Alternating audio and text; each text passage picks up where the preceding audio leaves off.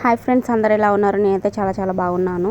ఈరోజు వచ్చేసి నేను రొయ్యల కూర చేస్తున్నాను. ఈ రొయ్యల కూరకు వచ్చేసి ఫస్ట్ మనం రొయ్యల్ని బాగా వాష్ చేసుకోవాలి, నీసు వాసన రాకుండా. మళ్ళీ నీసు వాసన పోయేదానికి వచ్చేసి మనము సాల్ట్, పసుపు వేసుకొని కలుపుకొని లేకుంటే నిమ్మరసంతో అయినా మనం కడుక్కోవచ్చు. మజ్జిగతో కూడా వాష్ చేసుకోవడం వల్ల మనకు నీచు స్మెల్ అనేది రాదు. ఇలా బాగా వాష్ చేసుకొని మనము బాగా కలుపుకొని వచ్చేసి మనము ఒక గిన్నెలో బాగా వేడి నీళ్ళు కాచుకొని బాగా మరిగేంతవరకు కాచుకొని అందులో ఆ వేడి నీళ్ళలో ఈ రొయ్యల్ని వేసేయాలి. ఈ రొయ్యల్ని వేసేసి మనము ఎందుకంటే ఈ రొయ్యల్ని వేసినప్పుడు మనము దాంట్లో ఉండే చేదు, నీసు వాసన అనేది పోతుంది. తర్వాత గ్యాస్ పైన ఒక ప్యాన్ పెట్టేసుకొని మనము అందులో కొద్దిగా ఆయిల్ వేసేసుకొని మనం వచ్చేసి చెక్క, లవంగము, బిర్యానీ ఆకు, ఇంకా ఇలాచి కూడా వేసుకోవచ్చు. ఇలాచి నాకు ఫ్లేవర్ నచ్చదు, సో నేను స్కిప్ చేసేసినాను.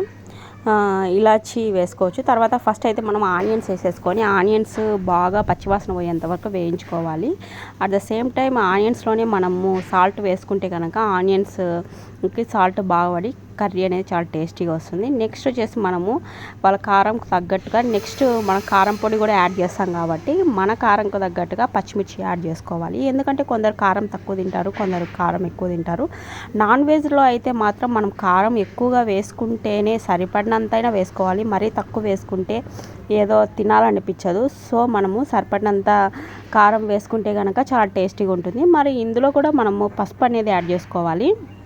పసుపు యాడ్ చేసుకున్న తర్వాత బాగా మగ్గనివ్వాలి. పచ్చివాసన పోయి బాగా మగ్గనిచ్చిన తర్వాత మనం అప్పటికప్పుడే ఏ కర్రీస్కైనా అప్పటికప్పుడే ఫ్రెష్గా దంచి పెట్టుకున్న అల్లం వెల్లుల్లి పేస్ట్ వేసుకోవాలి. తర్వాత కారం పొడి వేసేసుకోవాలి. ఎందుకంటే మనము ఫస్ట్లో పచ్చిమిర్చి వేసినాం కాబట్టి ఇప్పుడు కారం కొద్దిగా తగ్గించేసుకోవాలి.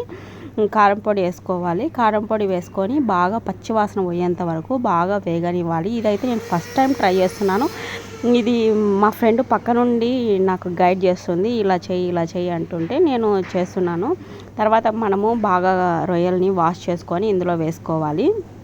ఇందులో వేసుకున్న తర్వాత మనము ఏ దానికైనా మసాలా అప్పటికప్పుడు మనం చేసుకుంటేనే బాగుంటుంది. సో నేను ధనియాలు, నెక్స్ట్ జీలకర్ర అప్పటికప్పుడే వేయించేసుకొని మిక్సీ పట్టుకొని పౌడరు అందులో వేస్తున్నాను. జీలకర్ర పొడి, ధనియాల పొడి వేసుకుంటే కనుక మనకు కర్రీ అనేది చాలా ఆరోమా మంచిగా స్మెల్ బాగా కర్రీ అనేది ఇంకా మనకు కొద్దిగా తినాలనిపిస్తుంది. ఇంకా నెక్స్ట్ వచ్చేసి మనము టమోటాలు యాడ్ చేసుకోవాలి. 2 టమోటాలు వేసుకోవాలి. ఇంకా కొన్ని ఎక్కువ వేసుకోవాలంటే 3 కూడా వేసుకోవచ్చు. టమోటాలు వేసుకొని బాగా మగ్గనిచ్చేసి మనము 1 గ్లాస్ ఆర్ 1.5 గ్లాస్ వాటర్ వేసేసుకొని కర్రీ దగ్గర పడేంత వరకు బాగా ఉడకనివ్వాలి. చాలా సింపుల్ ప్రాసెస్ అండి, తొందరగా చేసుకోవచ్చు, టేస్టీగా చేసుకోవచ్చు. పిల్లలు కూడా చాలా ఇష్టంగా తింటారు. నేనైతే ఫస్ట్ టైం చేసినాను. మా ఫ్రెండ్ దగ్గర ఉండే గైడ్ చేస్తూ ఉంటే కనుక నేను చేసినాను కర్రీ అయితే టేస్ట్ అయితే చాలా సూపర్గా వచ్చింది. ఫైనల్గా మనం వచ్చేసి గరం మసాలా, కొత్తిమీర వేసేసుకోవాలి.